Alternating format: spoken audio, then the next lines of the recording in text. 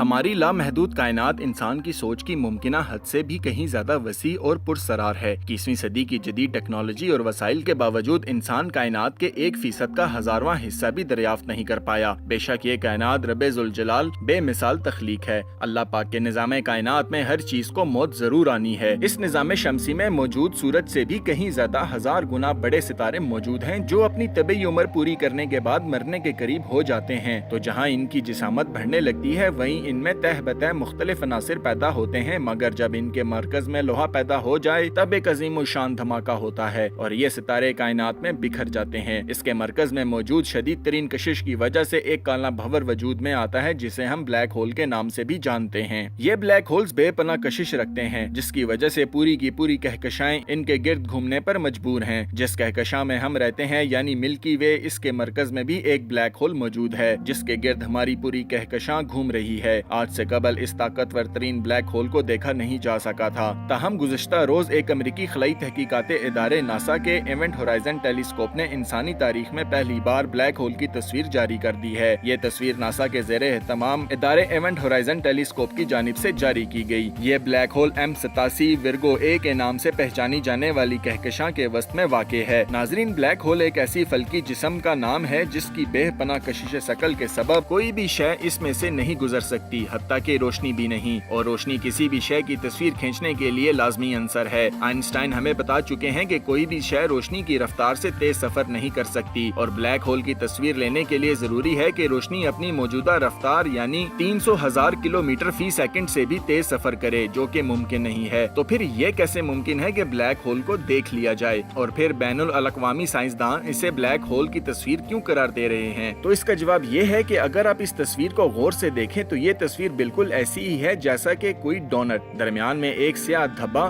اور اس کی گرد روشنی۔ سائنسدانوں نے جو تصویر لی ہے وہ در حقیقت اس کے ارد گرد موجود روشنی کی ہے، اور اس روشنی کے درمیان جو بلیک ہول جو کہ اس کہکشاں میں موجود ہر شے کو نگلنے کی صلاحیت رکھتا ہے، روشنی کے اس دائرے کے اندر واقع ہے۔ یوں سمجھ لیں جہاں روشنی کا اندرونی حالہ ختم ہو رہا ہے وہاں سارا علاقہ بلیک ہول ہے۔ اب ذرا یہ بھی جان لیں کہ آخر یہ روشنی ہے کیا؟ بلیک ہول کی شدید کشش ثقل کے اثرات اس کے ارد گرد ایک مخصوص علاقے تک محدود ہوتے ہیں جسے ایونٹ ہورائزن یا واقعاتی افق کہا جاتا ہے۔ ماہرین کا ماننا ہے کہ اگر کسی بھی بلیک ہول کے گرد یہ واقعاتی افق نہ ہو تو وہ بلیک ہول تنہا پوری کائنات کو ہڑپ کر جائے۔ واقعاتی افق سے دور جاتے ہوئے بلیک ہول کی کشش ثقل بتدریج کم ہوتی چلی جاتی ہے، اس لیے کسی بلیک ہول سے دور دراز مقامات پر موجود اجسام پر اس کشش کے اثرات بھی اتنے معمولی ہوتے ہیں کہ انہیں بمشکل ہی محسوس کیا جا سکتا ہے۔ فلکیاتی اجسام جو کسی بلیک ہول کی طرف بڑھ رہے ہوتے ہیں، جیسے جیسے واقعاتی افق کے قریب پہنچتے ہیں ان کی رفتار تیز ہو جاتی ہے اور وہ بلیک ہول کے گرد اسپائرل یعنی لہردار راستے پر چکر لگاتے ہوئے واقعاتی افق سے قریب تر ہونے لگتے ہیں۔